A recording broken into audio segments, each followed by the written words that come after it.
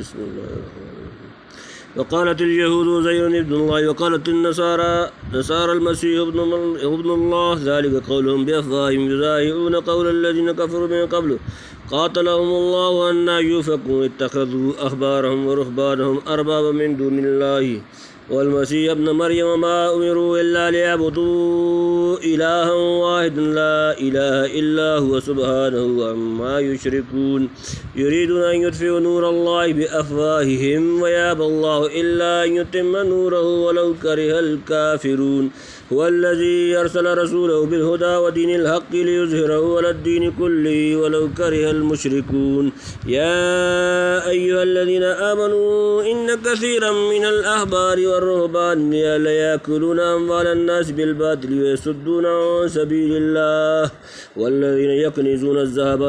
والفضة ولا ينفقونها في سبيل الله فبشرهم بعذاب أليم يوم يحمى عليها في نار جهنم فتكوى بها جباههم وجنوبهم وظهورهم هذا ما كنزتم لأنفسكم فذوقوا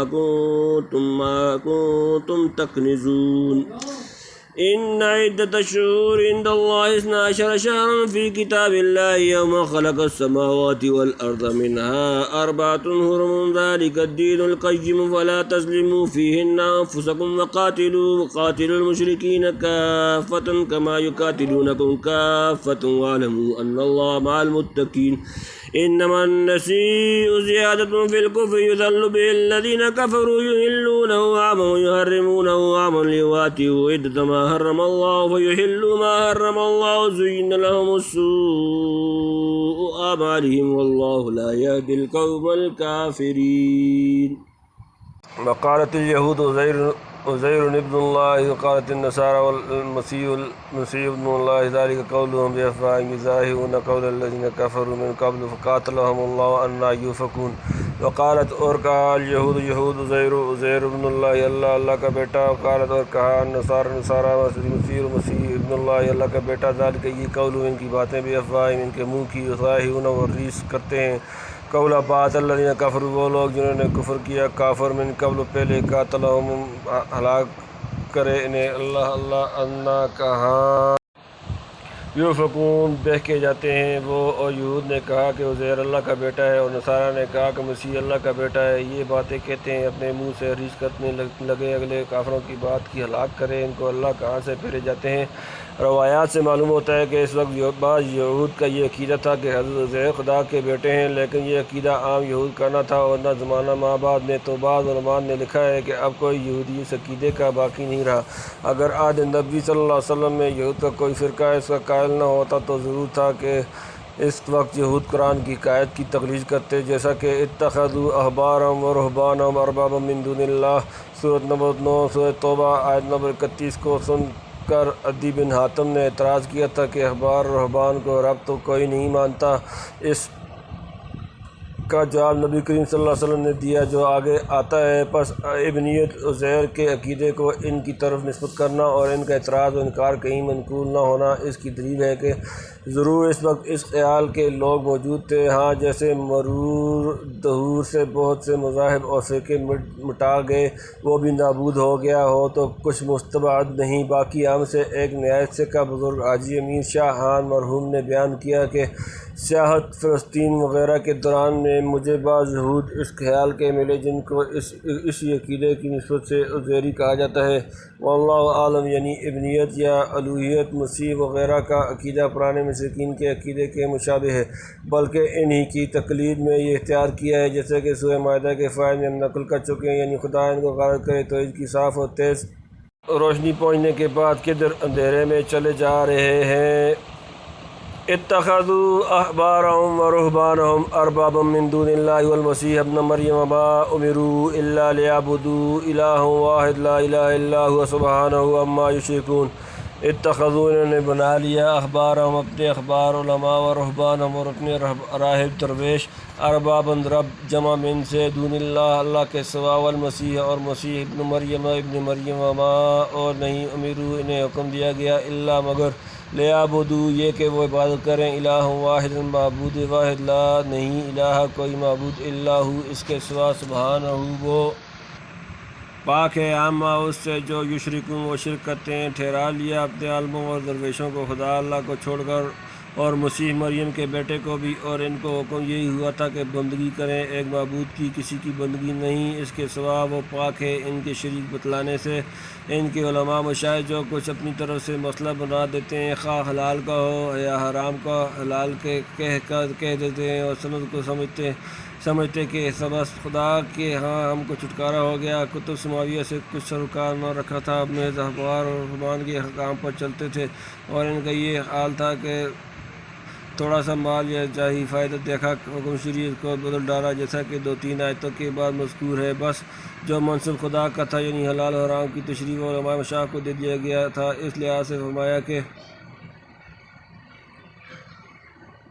لحاظ سے فرمایا کہ انہوں نے عالموں اور درویشوں کو خدا ٹھہرا لیا۔ نبی کریم صلی اللہ علیہ وسلم نے عدی بن حاتم کو اعتراض کا جواب دیتے ہوئے اسی طرح کی تشریح فرمائی، اور حضرت حذیفہ سے بھی ایسا ہی منقول ہے۔ حضرت شاہ صاحب لکھتے ہیں، عالم کا قول عوام کو سند ہے جب تک وہ شرع سے سمجھ کر کہے، جب معلوم ہو کہ خود اپنی طرف سے کہا یا طمع وغیرہ سے کہا، پھر سند نہیں۔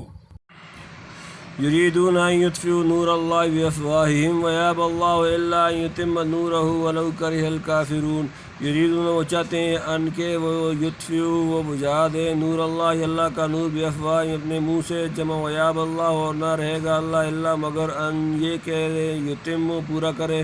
نورہ اپنا نور ولو ہا کرہ پسند نہ کریں الکافرون کافر، جمع چاہتے ہیں کہ بجھا دیں روشنی اللہ کی اپنے منہ سے اور اللہ نہ رہے گا بدون پورا کیے اپنی روشنی کے، اور پڑے برا مانے کافر، یعنی توحید خالص اور اسلام کا آفتاب جب چمک اٹھا پھر یہ دوغلی باتیں اور مشرکانہ دعوی کہاں فروغ پا سکتے ہیں۔ یہ کوشش کہ بے حقیقت اور بے مغز باتیں بنا کر فضول بے وجل کر کے نور حق کو مدھم کر دیں، ایسی ہی ہے کہ کوئی بیوقوف منہ سے پھونکے مار کر چاند یا سورج کی روشنی کو بجھانا اور ماند کرنا چاہیں۔ یاد رکھو خواہ یہ کتنے ہی جلیں مگر خدا نور اسلام کو پوری طرح پھیلا کر رہے گا۔ والذی ارسل رسولہ بالہدی ودین الحق لیظہرہ علی الدین کلہ ولو کرہ المشرکون۔ ہوا وہ الذی وہ جس نے ارسلہ بھیجا رسولہ اپنا رسول بالہدی ہدایت کے ساتھ، ودین الحق اور دین حق لیظہرہ تاکہ اسے غلبہ دے، علی پر الدین دین کلہ تمام ہر، ولو کرہ پسند نہ کرے المشرکون مشرک۔ اس نے بھیجا اپنے رسول کو ہدایت اور سچا دین دے کر تاکہ اس کو غلبہ دے ہر دین پر اور پڑے برا مانے مشرک۔ اسلام کا غلبہ باقی ادیان پر معقولیت اور حجت و دلیل کے اعتبار سے یہ تو ہر زمانہ میں الحمدللہ نمایاں طور پر حاصل رہا، باقی حکومتوں و سلطنت کے اعتبار سے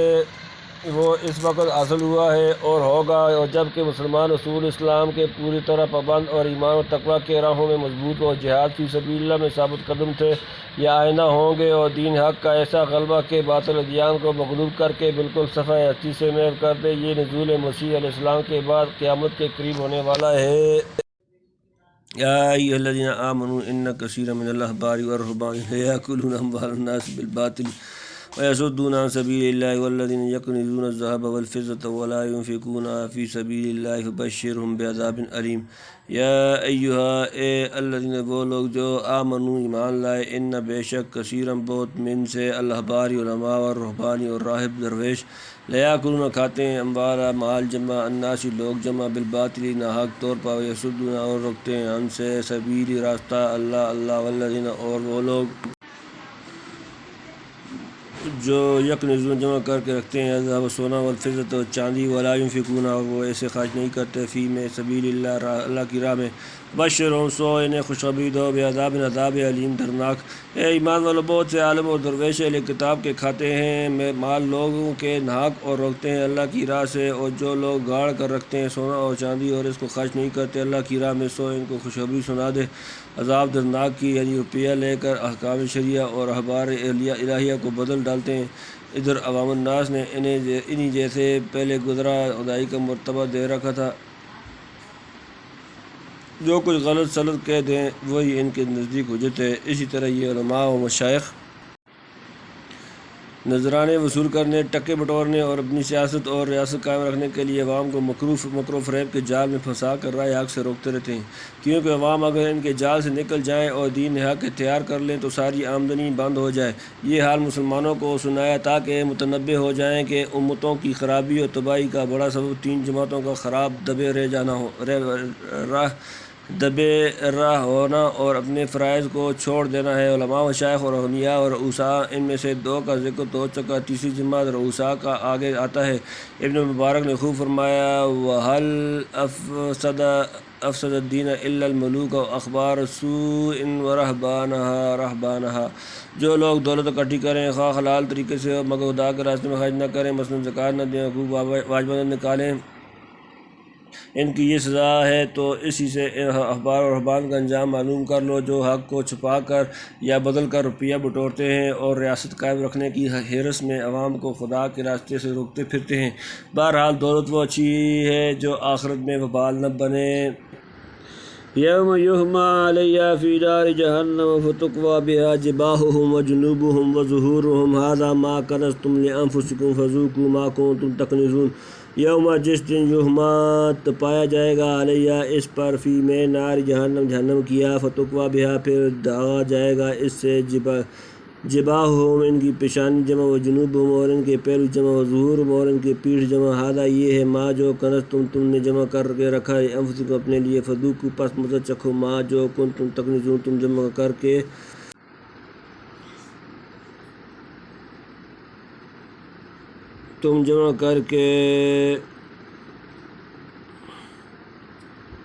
رکھتے تھے۔ جس دن کے آگ دھکائیں گے اس مال پر دوزخ کی، پھر داغیں گے اس سے ان کے ماتھے اور کروٹیں اور پیٹھیں، کیا کہا جائے گا یہ ہے جو تم نے گاڑ کر رکھا تھا اپنے واسطے، اب مزہ چکھو اپنے گاڑنے کا۔ بخیل دولتمند سے جب خدا کے راستے میں خرچ کرنے کو کہا جائے تو اس کی پیشانی پر بل پڑتے ہیں، اور کہو تو اعراض کر کے ادھر سے پہلو بدل لیتا ہے، اگر اس پر بھی جان نہ بچے تو پیٹھ پھیر کر چل دیتا ہے۔ اس لیے سونا چاندی تپا کر انہی 3 موقعوں پیشانی، پہلو، پیٹھ پر داغ دیے جائیں گے تاکہ اس کی جمع کرنے اور گاڑنے کا مزہ چکھ لے۔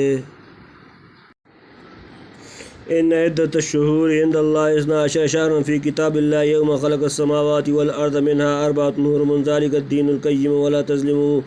فیہن انفسکم وقاتلوا المشرکین کافۃ کما یقاتلونکم کافۃ واعلموا ان اللہ مع المتقین۔ ان بے شک عدت تعداد الشہور مہینہ عند اللہ اللہ کے نزدیک 12 شہرا مہینے، فی میں کتاب اللہ اللہ کی کتاب، یوم جس دن خلق اس نے پیدا کیا سماوات یا آسمانوں، والارض اور زمین، منہا ان سے، ان میں، 4 حرمت والے، ذالک یہ الدین القیم سیدھا درست دین، فلا تظلموا پھر نہ ظلم کرو تم، فیہن ان میں، انفسکم اپنے اوپر، وقاتلوا اور لڑو، المشرکین مشرکوں، کافۃ سب کے سب، کما جیسے یقاتلوکم وہ تم سے لڑتے ہیں، کافۃ سب کے سب، واعلموا اور جان لو، ان کہ اللہ مع ساتھ المتقین پرہیزگار جمع۔ مہینوں کی گنتی اللہ کے نزدیک 12 مہینے میں ہے، اللہ کے حکم میں، جس دن اس نے پیدا کیے تھے آسمان اور زمین، ان میں 4 مہینے ہیں، ادب کے یہی ہے سیدھا، تو ان میں ظلم مت کرو اپنے اوپر اور لڑو سب مشرکوں سے ہر حال میں جیسے وہ لڑتے ہیں تم سب سے ہر حال میں، اور جان لو کہ اللہ ساتھ ہے ڈرنے والوں کے۔ میرے نزدیک اوپر سے سلسلہ مضمون کا یوں ہے کہ گزشتہ رکوع میں مشرکین کے بعد اہل کتاب یہود و نصارہ سے جہاد کرنے کا حکم دیا، پھر رکوع حاضر کے شروع میں بتلایا کہ ان کے عقائد اور طور و طریقے بھی مشرکین سے ملتے جلتے ہیں۔ ان کا عزیز و مسیح کو خدا کا بیٹا کہنا ایسا ہی ہے جیسے مشرکین ملائکہ اللہ کو خدا کی بیٹیاں کہتے تھے، بلکہ نصارہ میں ابنیت مسیح کا عقیدہ مشرکین کی تقلید سے آیا ہے، 2 بتوں کو خدائی کا درجہ دیتے ہیں۔ انہوں نے مسیح کو روح القدس کو خدا ٹھہرا لیا،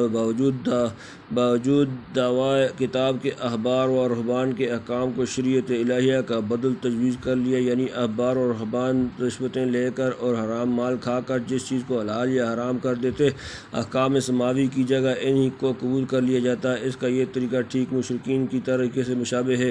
ان کے سرکردہ بھی جس چیز کو چاہتے حلال و حرام ٹھہرا کر خدا کی طرف نسبت کر دیتے تھے، جس کا ذکر سورۃ الانعام میں مفصل گزر چکا ہے، اور جہاں کبھی اس کی ایک مثال بیان کی جاتی ہے۔ عرب میں قدیم سے معمول چلا آتا تھا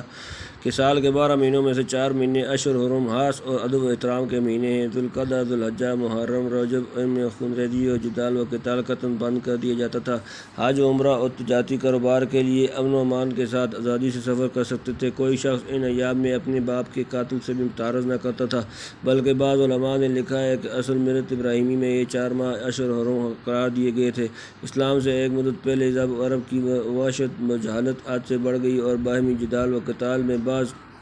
قبائل کی درندگی اور انتقام کا جذبہ کسی آسمانی یا زمینی قانون کا پابند نہ رہا تو نسی کی رسم نکال لی، یعنی جب کسی روز زور آور قبیلے کا ارادہ ماہ محرم میں جنگ کرنے کا ہوا تو ایک سردار نے اعلان کر دیا کہ امسال ہم نے محرم کو اشہر حرم سے نکال کر اس کی جگہ سفر کو حرام کر دیا۔ پھر اگلے سال کہہ دیا کہ اس مرتبہ حسب دستور قدیم محرم حرام اور سفر حلال رہے گا۔ اسی طرح سال میں 4 مہینوں کی گنتی تو پوری کر لیتے تھے، لیکن ان کی تعیین میں حسب خواہش رد و بدل کر دیتے تھے۔ ابن کثیر کی تحقیق کے موافق نسائی مہینہ آگے پیچھے کرنے کی رسم صرف محرم و سفر میں ہوتی تھی، اور اس کی وہی صورت تھی جو اوپر مذکور ہوئی۔ امام مغازی محمد ابن اسحاق نے لکھا ہے کہ پہلا شخص جس نے یہ رسم جاری کی کلمس کنانی تھا، پھر اس کی اولاد در اولادیوں ہی ہوتا چلا آیا۔ آخر میں اس کی نسل سے ابو ثمامہ چنادہ بن عوف کنانی کا معمول تھا کہ ہر سال موسم حج میں اعلان کیا کرتا کہ امسال محرم اشہر حرم میں داخل رہے گا یا سفر۔ اسی طرح محرم و سفر میں سے ہر مہینے کبھی حلال اور کبھی حرام کیا جاتا تھا، اور عام طور پر لوگ اس کو قبول کر لیتے تھے۔ گویا عہد جاہلیت میں کافروں کے کفر گمراہی کو بڑھانے والی ایک چیز یہ بھی تھی کہ خدا کے حلال یا حرام کیے ہوئے مہینے کو بدل ڈالنے کا حق کنانہ کے ایک سردار کو سونپ دیا گیا تھا۔ ٹھیک اسی طرح یہود و نصارہ کا حال تھا کہ انہوں نے تحلیل و تحریم کی باغ تامے اور غرض پرست احبار و رہبان کے ہاتھ میں دے دی تھی۔ دونوں جماعتوں کی مشابہت ظاہر کرنے کے لیے نسائی کی رسم کا یہاں ذکر کیا گیا، اور ان عدت الشہور عند اللہ سورۃ نمبر 9 سورۃ التوبہ آیت نمبر 36 اس کے رد کی تمہید ہے، یعنی آج سے نہیں جب سے آسمان و زمین پیدا کیے خدا کے نزدیک بہت سے احکام شرعیہ جاری کرنے کے لیے سال کے 12 مہینے رکھے گئے ہیں، جن میں سے 4 اشہر حرم ادب کے مہینے ہیں، جن میں گناہ و ظلم سے بچنے کا اور زیادہ اہتمام کرنا چاہیے۔ یہی سیدھا دین ابراہیم علیہ السلام کا ہے۔ حضرت شاہ صاحب لکھتے ہیں کہ اس آیت سے نکلتا ہے کہ کافروں سے لڑنا ہمیشہ روا ہے۔ چنانچہ غزوہ تبوک جس کا آگے ذکر آتا ہے ماہ رجب میں ہوا، اور آپس میں ظلم کرنا ہمیشہ گناہ ہے۔ ان مہینوں میں زیادہ اکثر علماء کی رائے یہی ہے، لیکن بہتر ہے کہ اگر کوئی کافر ان مہینوں کا ادب کرے تو ہم بھی اس سے لڑائی کی ابتدا نہ کریں۔ انما النسیء زیادۃ فی الکفر یضل بہ الذین کفروا یحلونہ عاما ویحرمونہ عاما لیواطئوا عدۃ ما حرم اللہ فیحلوا ما حرم اللہ زین لہم سوء اعمالہم واللہ لا یہدی القوم الکافرین۔ انما یہ جو النسیء مہینے کا ہٹا دینا، زیادۃ اضافہ فی الکفر کفر میں، یضل گمراہ ہوتے ہیں بھی اس میں الذین کفروا وہ لوگ جنہوں نے کفر کیا، کافر یحلونہ وہ اس کو حلال کرتے ہیں عامن 1 سال، ویحرمونہ اور اسے حرام کر لیتے ہیں عامن 1 سال، یواطئوا تاکہ وہ پوری کر لیں عدتاً عدت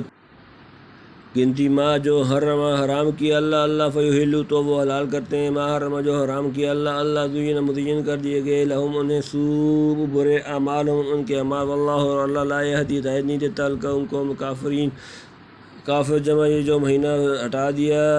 ہے تو بڑھائی ہوئی بات ہے، کفر کے عہد میں گمراہی میں پڑتے ہیں، اس سے کافر حلال کر لیتے ہیں اس مہینے کو 1 برس اور حرام رکھتے ہیں دوسرے برس تاکہ پوری کر لیں گنتی ان مہینوں کی جو اللہ نے ادب کے لیے رکھے ہیں، پھر حلال کر لیتے ہیں جو مہینے اللہ نے حرام کیے بھلے کر دیے گئے ان کی نظر میں ان کے برے کام، اور اللہ راستہ نہیں دیتا کافر لوگوں کو، یعنی برے کام کو اچھا سمجھ رہے ہیں، جب سمجھ الٹ ہو جائے تو بھلائی کا راستہ کہاں ملے گا۔ اس آیت میں جو رسم نسائی کا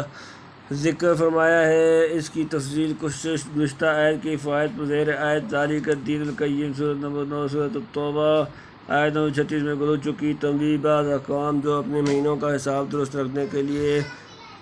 لوند کا مہینہ تیسرے سال بڑھاتی ہے، وہ نسائی میں داخل نہیں ہوئی، اور بعض اکابر سلف سے جو نسائی کے تحت میں یہ منقول ہے کہ عرب جاہلیت میں سال کے مہینوں کے عدد بدل ڈالتے تھے، مثلاً 12 کے 14 مہینے بنا لیے۔ حساب میں ایسی گڑبڑ کی جو ذوالقعدہ تھا وہ ذوالحج بن گیا تھا، حتیٰ کہ 9 ہجری میں ابوبکر رضی اللہ تعالیٰ عنہ کا حج بھی ان کے حساب سے ذوالقعدہ میں ہوا، اور حدیث ان الزمان قد استدارک